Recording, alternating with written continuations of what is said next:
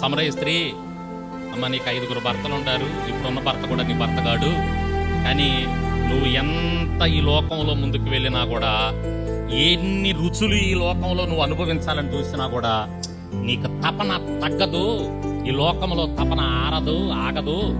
కానీ నేనిస్తాను జీవజలపు ఊటలు, అవి నువ్వు తీసుకున్నావనుకో నీలో ఎప్పుడు నీటి బొగ్గల వలె అవి ప్రవహింపజేస్తా ఉంటే జీవనది, ఆ జలాలు నీకు ఇస్తానమ్మంటాడు.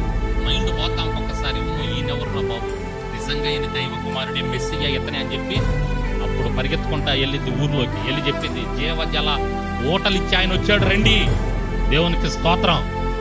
వెళ్ళి వాళ్ళందరూ యేసయ్య మాటలు విని మారు మనసు పొందుతారు. ఆ సమరయ పట్టణస్తులను క్రొత్త ఆహారం, క్రొత్త జలం, క్రొత్త ఆహారం దేవుడు మనకి ఇస్తాడు. అది ఏంటంటే ఈ లోక సంబంధమైన ఆహారం కాదు, ఆయన శరీరము, ఆయన రక్తము. స్తోత్రం చెప్పండి.